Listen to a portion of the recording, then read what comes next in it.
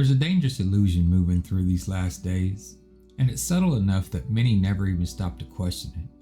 Men are convinced that the greatest threat to truth comes from the outside, as if the primary adversary of Yahweh's people is the unbeliever, the atheist, or the openly rebellious, but Scripture doesn't support that conclusion. Most dangerous individuals in the last days are not those who reject Yahweh outright, but those who profess Him while quietly corrupting His word from within. This pattern is not new, it's as old as Bereshit. The first recorded deception did not come through force, nor violence, nor open rebellion. It came through the twisting of Elohim's words. The serpent was more subtle than any beast of the field, and he said to the woman, Yea, hath Elohim said, Ye shall not eat of every tree of the garden? The strategy was precise. He did not begin with denial. He began with questioning, introducing doubt about what Yahweh had actually spoken. It was reframing a subtle reinterpretation, and this remains the foundation of every false doctrine that has been followed. Then came the appeal, not to obedience but to knowledge. For Elohim doth not know that in the day that thou eat thereof, then your eyes shall be opened, and ye shall be as Elohim, knowing good from evil. This was the true nature of the first sin. It was not merely disobedience. It was the elevation of knowledge above relationship, understanding above submission. Adam and Chava were no longer content to walk in Yahweh. They desired to become something apart from Him. The same spirit has not disappeared, it has matured. Shaul warned explicitly that in the last days men would have a form of Elohim but deny His power. These are not atheists, nor are they pagans. These are individuals who speak the language of faith, who handle Scripture fluently, who appear outwardly aligned with righteousness, yet inwardly reshape the word to fit their own reasoning. They are not seekers of Yahweh, they are seekers of knowledge, ever learning and never able to come to the knowledge of truth. And the distinction is not small, it is everything. They gather information, they chase deeper revelations, they immerse themselves in study, yet they never arrive at the truth. Because truth is not merely intellectual, it is covenantal. It depends on submission, obedience, and the fear of Yahweh. Scripture never exalts knowledge as the highest pursuit. It exalts the fear of Yahweh. The fear of Elohim is the beginning of knowledge, but fools despise wisdom and instruction.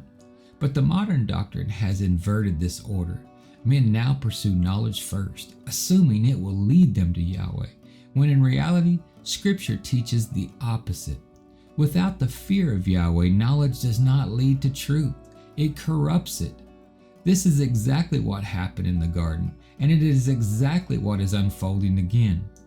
Kepha gives direct warning concerning those who handle Scripture deceitfully, saying that Shaul's writings are hard for some things to be understood, which they are that are unlearned and unstable wrest, as they do also the other scriptures unto their own destruction. To wrest the scriptures is to twist it, to distort it, to force it into agreement with one's own understanding. This is not mere ignorance, it is willful corruption. And what makes it dangerous is not that they know they are wrong, but that they are convinced that they are right. They do not present themselves as enemies of truth, but as defenders of it, all while abandoning the simplicity of obedience in pursuit of intellectual authority.